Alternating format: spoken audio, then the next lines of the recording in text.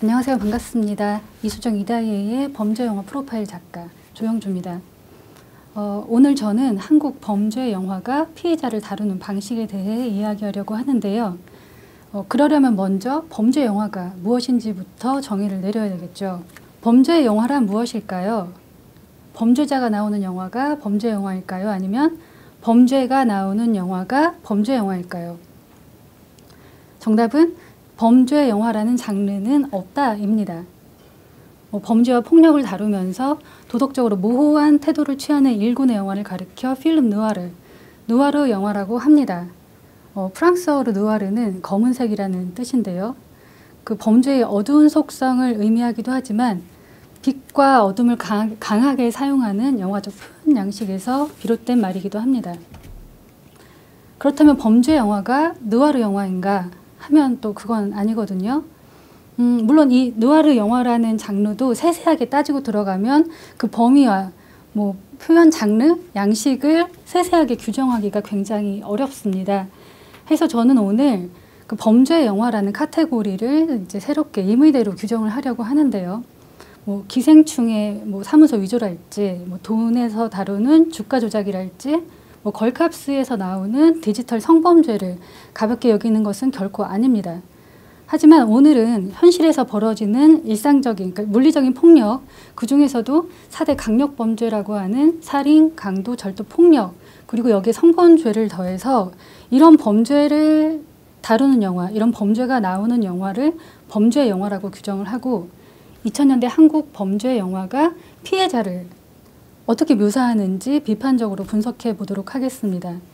그런 다음에 이런 시선, 이런 재현 양식이 어떤 점에서 문제가 되는지 또 현실과 어떤 방식으로 상호작용을 하는지 구체적으로 살펴보고요. 마지막으로 보다 윤리적인 재현 방식이 있다면 어떤 것인지 함께 고민해 보도록 하겠습니다. 2000년대 한국 범죄 영화라고 해서 했을 때 비평적으로나 흥행면에서 빼놓지 말아야 할 영화가 있다면 저는 살인의 추억이라고 생각을 합니다. 살인의 추억은 2003년 봉준호 감독의 작품인데요. 화성 연쇄 살인 사건을 소재로 하고 있습니다. 화성 연쇄 살인 사건은 1980년대 후반부터 1990년대 초반까지 경기도 화성 일대에서 벌어진 분야제 연쇄 강간 살인 사건을 말합니다.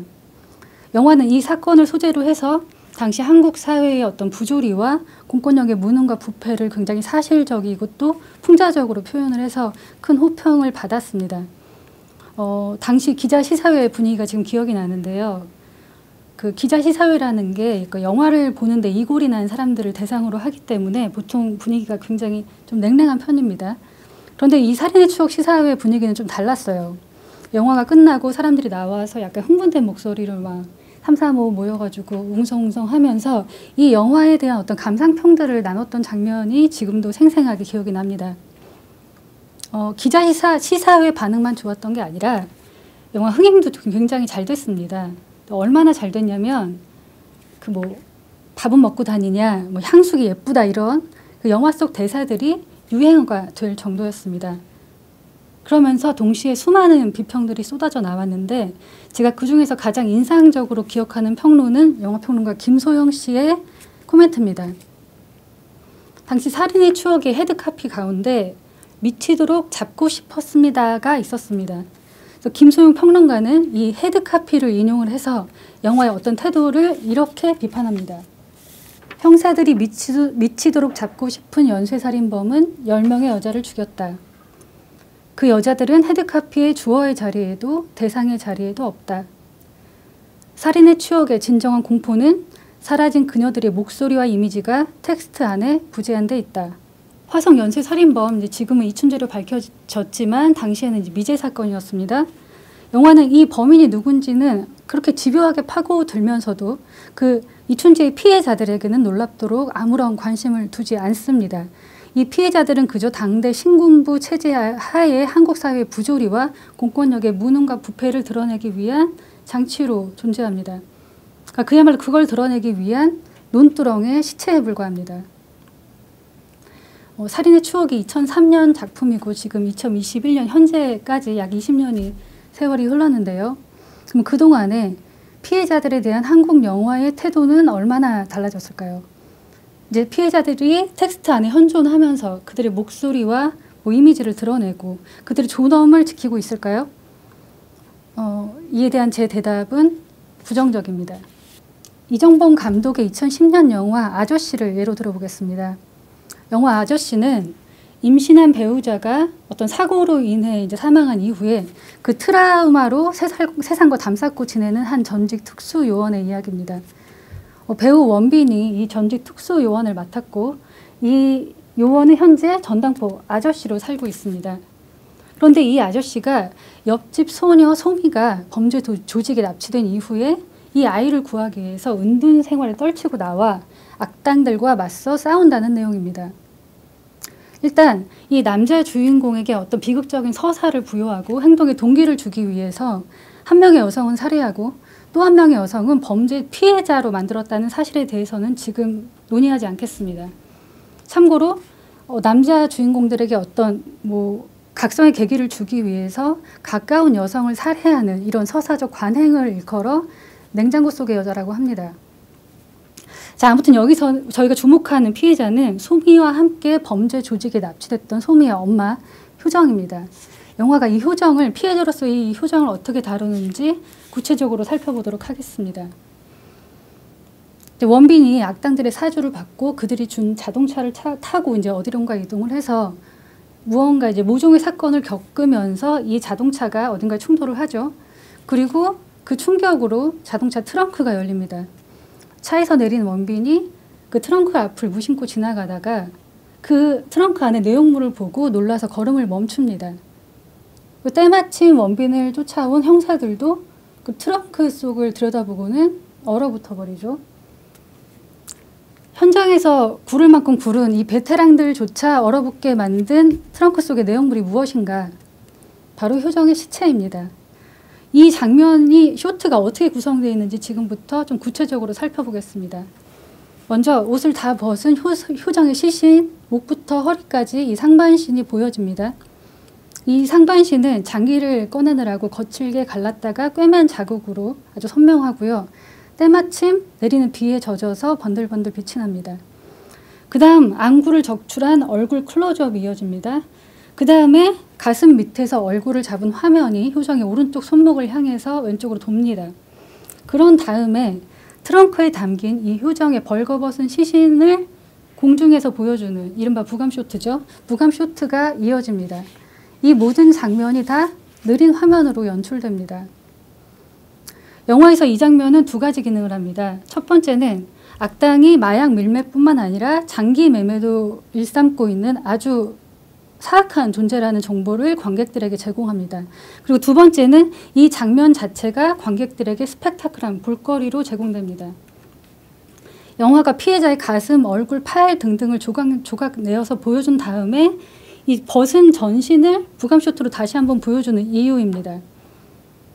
영화를 보신 분들은 알겠지만 여기 영화 안에 수많은 남성 피해자들도 존재를 하는데요.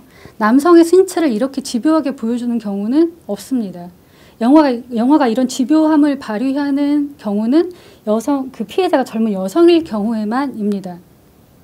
이런 시선, 이런 보여주기 방식을 대상화라고 합니다. 그러니까 이 여성을, 이 피해자를 인격을 가진 총체적 존재가 아니라 마치 사물처럼 다룬다는 뜻입니다. 그 여성에 대한 이런 대상화는 현재 사회에 만연한 여성 혐오와도 관련이 있습니다. 그 미소진이라는 영어 단어를 한국어로 번역한 여성 혐오는 여성과 남성을 동등한 주체로 인정하지 않는 사회 인식과 정서를 가리키는 사회학 용어입니다. 여성 피해자를 이렇게 대상화하는 장면은 또 있습니다.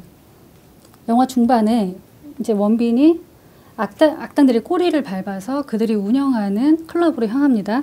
그리고 거기서 똘마니 한 명을 붙잡아서 정보를 캐내죠. 근데 그 정보를 캐내는 장소가 어디인가? 남자 화장실입니다. 왜 남자 화장실인가? 바로 그 직전에 똘마니가 클럽에서 만난 한 여성의 술에 약물을 타서 먹인 후에 의식을 잃은 이 여성을 화장실로 끌고 가서 강간을 했기 때문입니다. 이 피해자는, 이 약물 강간 피해자는 이제 화장실 중간칸에 의식을 잃고 쓰러져 있다가 악당 쪽 킬러가 쏜 총에 맞아서 결국 사망합니다. 근데 이것만으로도 너무 참혹한데 영화는 여기서 한 발 더 나갑니다. 원빈과 그 킬러가 화장실에서 이제 싸움을 벌이게 되는데 하필 이 여성이 쓰러져 있는 그 칸에서 싸움을 벌이죠. 그 바람에 이 여성 피해자는 이 남성들의 발길에 채여서 이리저리 나뒹굽니다. 그리고 영화는 굳이 한 쇼트를 할애해서 이 장면을 보여줍니다. 정리를 해보면 이 여성은 의식을 잃은 상태에서 약물강간을 당했어요. 그리고 그러니까 킬러의 총에 맞아 사망을 했습니다. 그런데 그것도 모자라서 주인공이 등장하는 격투씬의 격렬함을 보여주기 위한 장치로 쓰입니다. 아저씨의 엔드 크레딧을 보면 이 여성의 역할은 듀폭녀입니다. 엔드 크레딧은 영화가 끝난 뒤에 작품에 참여한 사람들의 역할과 이름을 이제 기재해 놓은 것을 말하는데요. 이제 보통 단역 배우들은 역할명이 없기 때문에 뭐 가게 주인 누구, 뭐 양아치 1 누구 이런 식으로 맡은 배역과 함께 본명이 기재가 됩니다. 이 듀폭녀라는 이름도 아마 이런 맥락에서 나온 거겠죠. 그런데 아마 여성 관객들은 이 듀폭녀라는 타이틀에서 굉장히 모멸감을 느낄지도 모르겠습니다. 왜냐하면 우리는 실제로 얼마 전까지만 하더라도 언론이 실제 범죄 사건의 피해자에게 트렁크녀라는 타이틀을 붙인 세상에서 살고 있었기 때문입니다. 그런데 영화 VIP는 한술 더 뜹니다. 그러니까 피해자들을 여자 시체 1, 2, 3, 4 이렇게 번호를 붙여서 타이틀에 띄워버렸어요. 그러니까 아저씨가 2010년 작품이고 VIP가 2017년 작품인데 이 7년 동안 이 피해자는 모모녀에서 여자 시체로까지 전락한 겁니다. 물론 뭐 듀폭녀나 여자 시체나 그 여성에 대한 인식 자체는 크게 다른 게 아닙니다. 다만 그 표현 방식이 더 노골화된 것뿐입니다. 당연히 엄청난 비판이 뒤따랐고 영화사는 이런 여론을 반영해서 타이틀을 고쳤습니다. 뭐라고 고쳤느냐면 여자 시체에서 여자라고 고쳤습니다. 그러니까 이 감독을 비롯해서 이 제작진의 머릿속에는 피해자라는 단어가 아예 없었던 겁니다. 이 영화의 여성 대상화는 아주 심각했습니다. 심지어 특히 이 피해자를 묘사하는 방식이 굉장히 포르노그래피적으로 끔찍했습니다. VIP는 김광일이라는 한 북한 출신 연쇄살인범의 거취를 놓고 미국 CIA와 북한의 경찰, 한국의 형사, 그리고 한국 국정원의 직원이 아비규환을 벌인다는 그런 내용입니다. 그 배우 이종석이 연기한 이 김광일은 북한 고위급 인사의 아들인데요. 북한에서도 내내 연쇄살인을 저지르지만 이 사람이 가지고 있는 지위와 권력 때문에 한 번도 제대로 처벌받지 않습니다. 그런데 그런 김광일이 모종의 이유로 남한으로 흘러 들어오게 되고요. 국가 VIP로 대접을 받으면서 연쇄살인을 이어갑니다.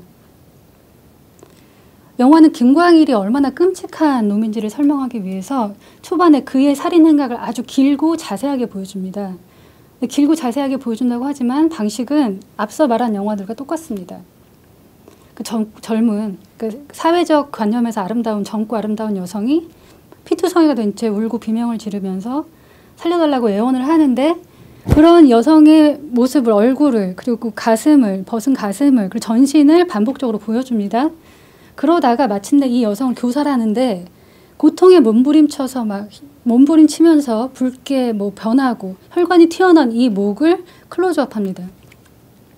그리고 가해자들은 여러 남성인데 옷을 벗은 채로 이 여성의 주위를 둘러싸면서 낄낄대면서 폴라로이드 카메라로 이 여성을 촬영을 하죠. 이 영화 역시 피해자를 가해자가 얼마나 악독한 놈인지를 보여주기 위한 도구로 사용하고 있습니다. 이 장면 이후에 영화는 3년 이후로 이동을 합니다. 장소는 한국이고요. 풀숲에서 여자 시체가 발견됩니다. 교살당한. 근데 장소는 풀숲인데 이 보여주는 방식은 아저씨의 트렁크씬과 똑같습니다.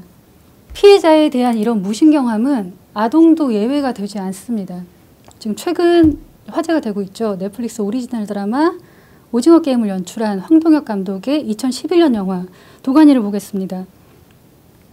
도가니는 전라도 광주의 한 농인 기숙학교에서 벌어진 실제 사건을 영화로 옮긴 것입니다. 이곳의 아동들은 2005년부터 5년 정도의 기간 동안 교장을 비롯해서 교직원들에게 아주 무자비한 학대와 성폭력을 당했습니다. 근데 영화는 이 장면들을, 이런 사실들을 굉장히 세세하게 보여줘요. 그래서 아동이 맞고 뭐 발길에 채이고 머리채를 잡히고 뭐 얼굴을 따귀를 맞고 이런 장면들을 내내 보면서 굳이 이렇게까지 보여줬었어야 하느냐 하는 생각이 내내 떠나지를 않았습니다. 더더군다나 이렇게까지 했던 장면은 아동들이 이제 피해 사실을 진술하는 장면이었습니다. 이 학교에 이제 새로운 교사가 부임을 해와요. 그래서 아이들이 자신의 피해 사실을 이 새로운 교사에게 털어놓습니다. 이제 이 아이들은 그런데 농인이기 때문에 이제 수어로 자기의 피해 사실을 진술을 하고요. 그리고 이 교사는 그 수어를 우리 이제 말로 설명을 해주면서 관객들과 주변 사람들에게 전달을 하는 역할을 하고 있습니다. 그런데 어느 순간에 이 서로 주고받는 얘기들이 장면으로 전환이 됩니다. 그러면서 우리에게 보여주는 장면이 무엇인가 하면 아동의 옷 속에 손을 넣는 늙은 교장의 모습입니다. 그리고 화장실로 도망간 아이를 찾아내서 그 아이의 바지를 벗긴 장면이 보여져요. 아이는 막 울면서 싫다고 발버둥을 치는데 그 벗은 다리가 화장실 문 밖으로 보여집니다. 그리고 그런 아이를 발로 차는 교장의 모습이 나오죠. 그런 다음에 이 남성이 속옷을 벗는 장면 클로즈업이 들어갑니다. 그리고 나서 울부짖는 아이의 무능력한 얼굴이 다시 클로즈업으로 나옵니다. 진술이 장면으로 재현되기 시작하는 시점은 아이가 바지를 벗겼다라고 말하기 시작하면서부터입니다. 근데 우리는 사실 그 다음에 무슨 일이 벌어질지 잘 알고 있습니다. 그런데 그 감독은 굳이 이거를 재현을 하기로 결정을 했습니다. 그 의도가 무엇일까요? 물론 가해자가 얼마나 악랄한 짓을 하고 있는가, 그리고 피해자가 얼마나 큰 고통을 받았는가를 사실적으로 보여줘서 관객들에게 아마 분노를 일으키려 한 것일 겁니다. 실제로 이 영화가 개봉한 이후에 어마어마한 폭풍이 불었고 그 바람에 이제 사건은 재수사가 되었죠. 그리고 국회에서는 관련 법안이 개정되기까지 이르렀습니다. 하지만 그렇다고 해서 아동 피해자들의 고통을 볼거리로 전시했다는 사실은 달라지지 않습니다. 자, 그럼 이렇게 피해자를 대상화하면 어떤 일이 벌어지는가? 일단 피해자의 고통보다 가해자의 폭력에 더 주목하게 됩니다. 피해자가 단지 사물이고 그냥 인격이 없는 시체일 뿐이라면 굳이 그들의 존엄을 지키고 목소리를 듣기 위해 노력할 필요가 없습니다. 그런데 가해자는 살아있고 심지어 주인공과 대립 관계에 놓여 있습니다. 그들이 얼마나 악랄하고 악독한지, 또 주인공들이 그런 악랄한 놈을 잡기 위해 얼마나 분투하는지에 이제 초점을 자연스럽게 맞추게 되죠. 주인공들이 더욱 치열하게 분투를 하려면 악당들은 그만큼 강렬해야 됩니다. 그래서 잔혹한 악당을 만들다가 못해서 결국 신화화하는 지경에까지 이르게 됩니다. 이를테면 VIP의 김광희를 보면 젊고, 이중석이에요. 젊고 아름답고 돈도 많고 권력도 있습니다. 막 맨날 클래식 음악을 들을 만큼 취향이 굉장히 고상하고요. 그리고 몇 개국 요원들을 물먹일 만큼 두뇌 회전이 아주 빠릅니다. 책도 맨날 원서로만 읽습니다. 아무튼 여기서 드는 의문은 두 가지입니다. 첫 번째는 이들이 어떤 사람인지 우리가 이렇게까지 자세히 알아야 할까? 사실 악당의 면모는 거의 비슷합니다. 비열하고 비겁하고 타인의 고통에 무감하고 자기밖에 모르는 이기주의자인 데다가 강자한테는 약하고 약자한테 강한 굉장히 찌질한 존재예요. 이건 수많은 범죄자들을 가까이에서 만난 분들이 공통적으로 하는 이야기입니다. 실제로 이춘재는 감옥에서 굉장히 온순하고 얌전한 사람이었다고 하죠. 그러니까 자기보다 강한 앞에서는 이렇게 쭈그러져 있다가 자기보다 약한 사람 앞에서는 활개를 치는 게 이런 범죄자들의 속성입니다. 두 번째로 실제 범죄자들 가운데 저런 김광일의 모습에 부합하는 사람이 얼마나 되느냐는 겁니다. 강서구 PC방 살인사건의 김성수, 노원구 일가족 살인사건의 범인 김태현, 그리고 박사방 사건의 주범 조주빈처럼 최근 한국 사회를 떠들썩하게 한 사건의 범인들을 한번 생각해 보십시오. 그들이 김광일과 얼마나 닮았습니까? 물론 이런 반론이 있을 수 있습니다. 영화가 어떤 극적인 장치를 위해서 현실을 좀 왜곡하거나 과장할 수 있는 것 아닌가. VIP의 박훈정 감독은 그러니까 여성에 대한 과도한 폭력성과 대상화를 지적받자 이렇게 말했습니다. 폭력이 단순한 눈요깃거리가 아닌 진짜 폭력으로 느껴질 수 있도록 제작했다. 영화가 폭력을 눈요깃거리로 삼아왔다고 고백하는 이 발언에서 제가 주목한 지점은 영화 속 폭력이 진짜 폭력으로 느껴질 수 있도록 제작했다는 부분입니다. 그러니까 피해자에 대한 폭력은 진짜처럼 느껴지기 위해서 이렇게 노력을 하는데 왜 가해자의 모습은 실제로 멀어지는가요? 영화가 이입하고 낭만화하는 대상은 대체 누구인가? 한번 생각해 볼 문제가 아닌가 싶습니다. 이런 맥락에서 또 한 가지 흥미로운 점은 VIP가 연쇄살인범 김광희를 북한 사람으로 설정했다는 겁니다. 그러니까 다시 말해서 남한 사람이 아닌 외부인이에요. 그러니까 외국인이죠. VIP는 앞서 말한 대로 2017년 작품인데요. 영화 속 시대 배경은 2010년 이전으로 추정됩니다. 사람들이 쓰는 핸드폰이 죄다 스마트폰이 아니고요.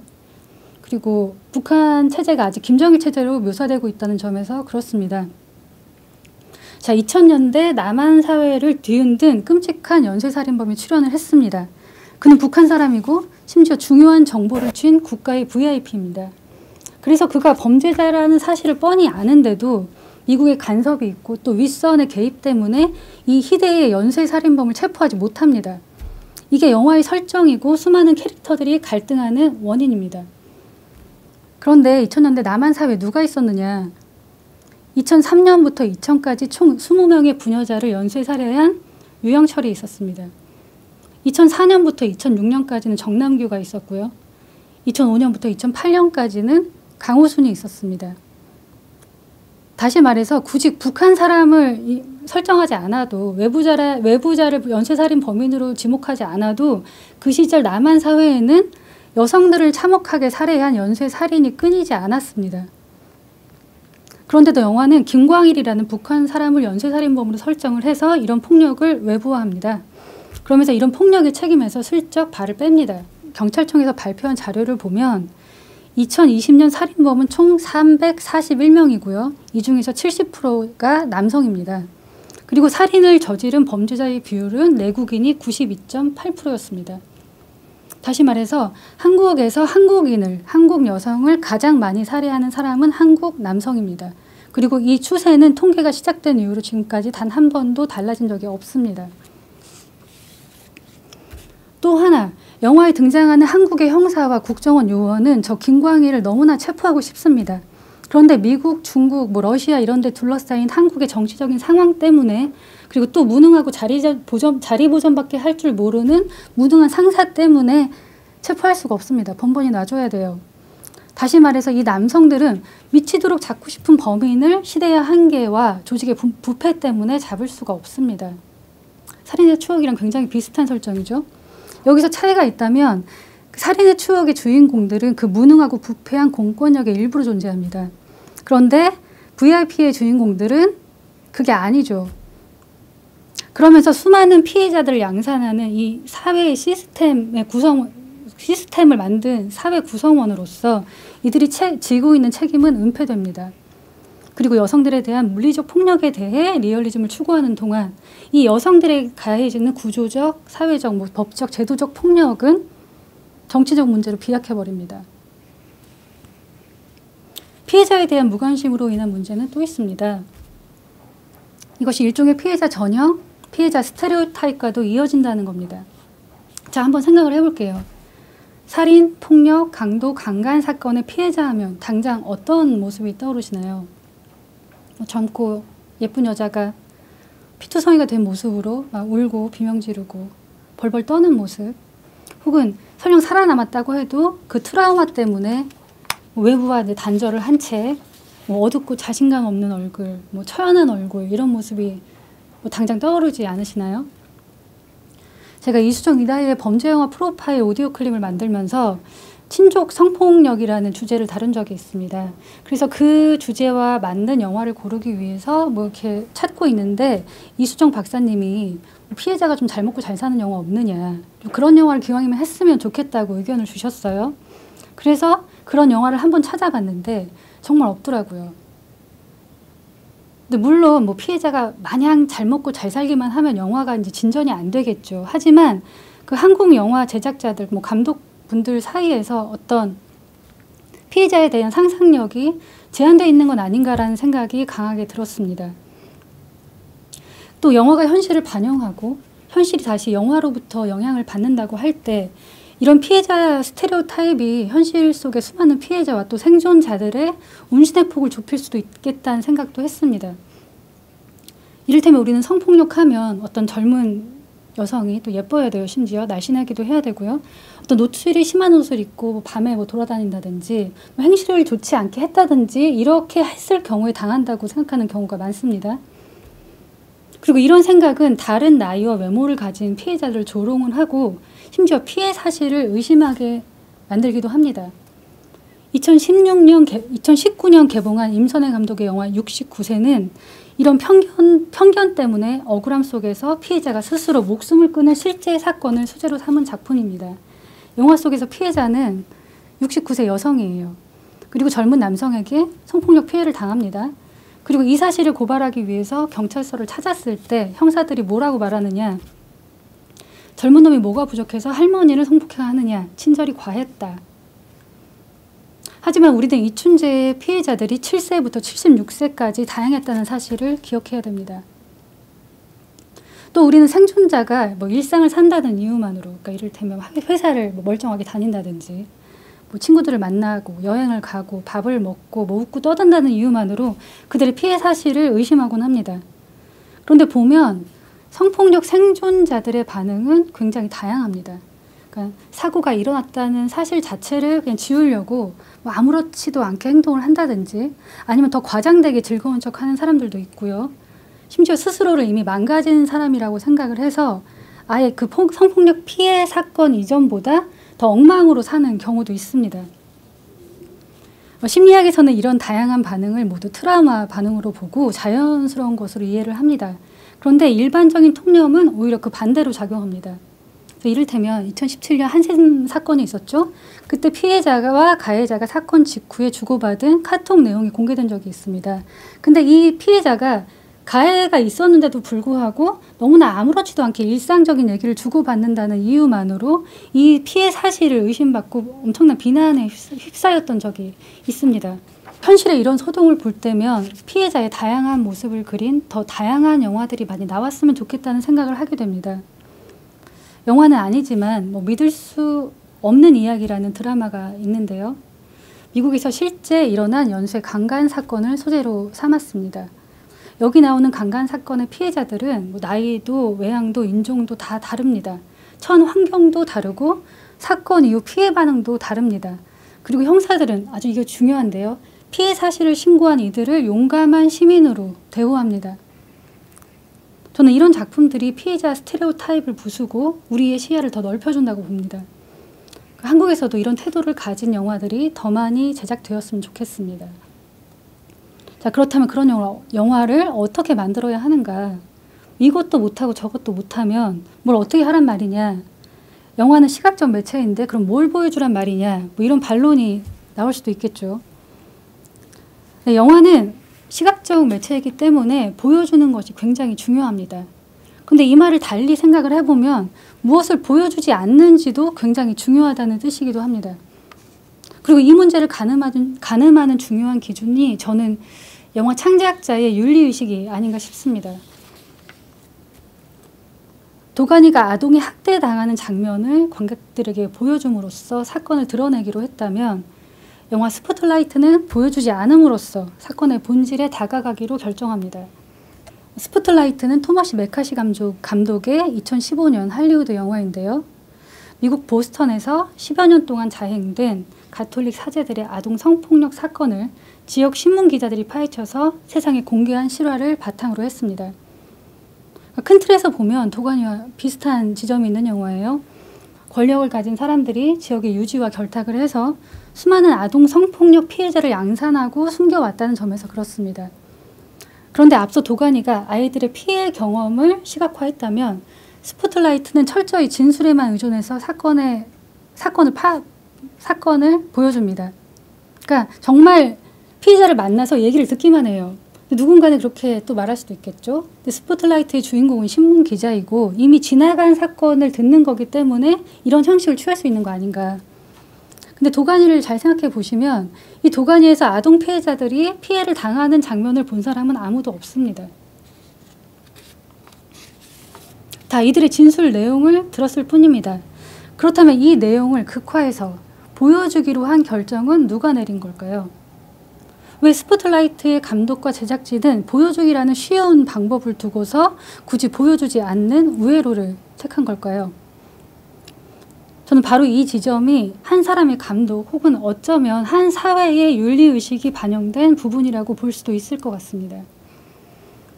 그렇다면 스포트라이트는 피해자의 고통 대신 무엇을 보여주느냐? 다양한 피해자의 모습을 보여줍니다. 그러니까 멀쩡히 잘 살아낸 사람이 있습니다. 살았으나 망가진 사람도 있습니다. 그리고 스스로 목숨을 끊은 사람이 있습니다. 피해자 모임에서 피해자 모임을 가지면서 회복에 힘쓰는 사람들이 있습니다. 그리고 다 있고 잘 살고 있는 것 같은데 문득문득 떠오르는 기억 때문에 괴로워하는 사람도 있습니다. 그리고 한편 언론에 제보하면서 적극적으로 싸우는 피해자도 있습니다. 더불어 영화는 어떤 사람들이 피해자로 지목되는지도 일러줍니다. 보면 가난하고 힘없고 돌봄받지 못하는 외로운 남자아이들이 주요 타겟이 되었습니다. 다시 말해서 피해를 당해도 제대로 대처할 수 없는 아동들이 주요 타겟이 되었습니다. 범죄자들은 이처럼 사회적으로 열악한 처지에 놓인 사람들을 공격하는 파렴치하고 한심하고 비겁한 놈들입니다. 그러니까 뭐 악마처럼 사악하고 시스템 위에서 막 갖고 노는 그런 전능한 존재가 아닙니다. 스포트라이트의 기자들은 이제 온갖 어려움 속에서도 사건의 전모를 밝힙니다. 그렇게 되기까지는 진실을 밝히기 위해서 싸워온 피해자들과 변호사가 있었습니다. 과거에는 사건이 중요하지 않다고 생각해서 제보를 묵살했다가 그런 태도를 반성하고 보도에 앞장선 언론사가 있었습니다. 한때 가해자의 편에 서서 일을 했지만 양심의 가책을 결국 이기지 못하고 중요한 정보를 건네준 시민이 있었습니다. 그렇다면 이 모든 사람들의 연대로 인해서 사건이 해결됐는가? 보도는 큰 파장을 불러일으켰고 가해자는 자리에서 물러났습니다. 근데 그건 잠시일 뿐이고 가해자는 곧 중요한 자리를 맡아서 승승장구합니다. 가해자들은 제대로 처벌받지 않았고 피해자의 일상은 제대로 회복되지 않았습니다. 게다가 가톨릭 사제들의 성폭력 사건은 보스턴뿐만 아니라 전 세계에서 일어나는 사건이었습니다. 우리가 이런 사건에 끝까지 관심을 기울여야 하는 이유죠. 스포트라이트는 이 지점까지 지적을 하면서 끝을 맺습니다. 피해자의 회복과 일상에 주목했다는 점에서 영화 룸도 모범이 될 만한 사례라고 봅니다. 이 영화도 역시 실화를 바탕으로 했는데요. 실제 사건이 너무나 끔찍해서 그런지 영화는 이 조금 내용을 틀어서 각색을 했습니다. 내용을 요약하면 이렇습니다. 17살 소녀가 걔가 아프다면서 도움을 청한 한 남자를 따라갔다가 그 길로 납치를 당합니다.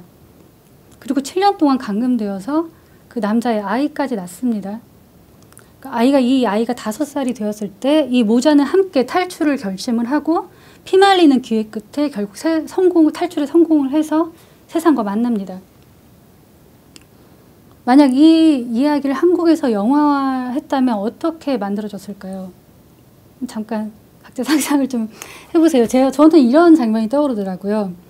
그러니까 일단 이 아이가 납치가 되죠. 이 아이는 굉장히 예쁘고 청순한 아이일 겁니다. 남자에게 납치가 되고 초반에 이 남자에게 겪는 피해가 고통스러운 장면들이 굉장히 길고 사실적으로 묘사가 될 겁니다. 그리고 임신과 출산을 비롯해서 이 소녀가 겪는 좌절과 고통을 보여주는데 러닝타임의 상당 부분을 할애할 것 같습니다. 그러다가 마지막 몇십 분 동안에 숨막히는 이제 탈출곡이 이어지게 되고요.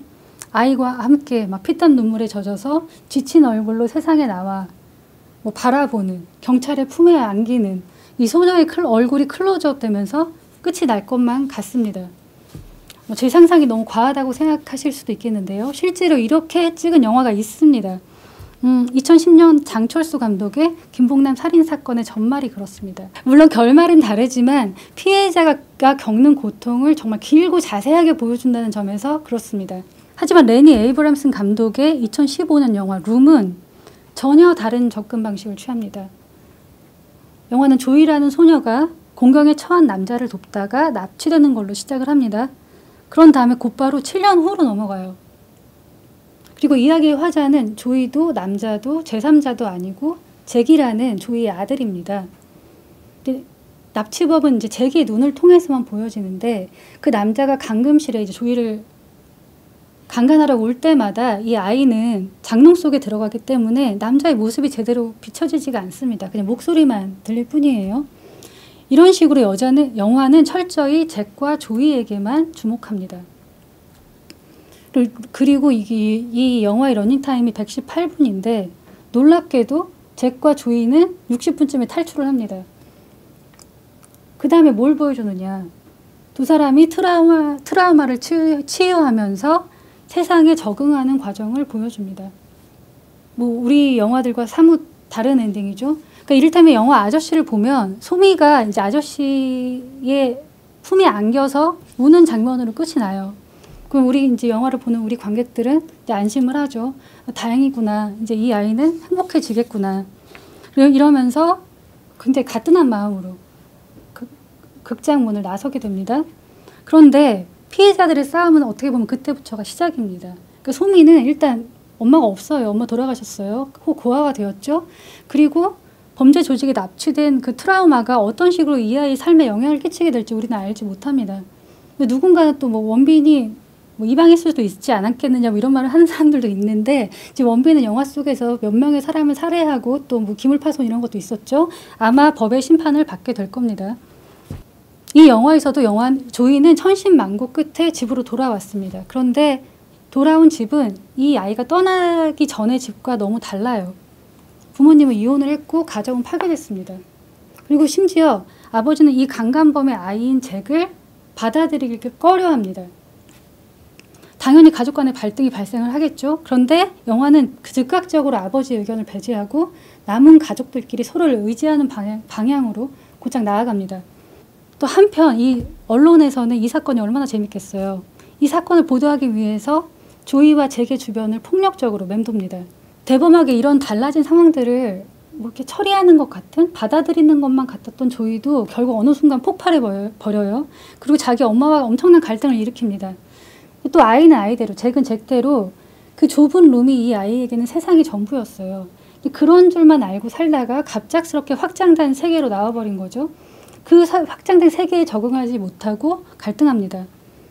그러니까 모두가 힘든 시간을 보내요. 서로가 서로를 괴롭히면서 서로를 상처를 주면서 룸은 후반부 러닝타임 절반을 이런 상황을 묘사하는 데 할애합니다.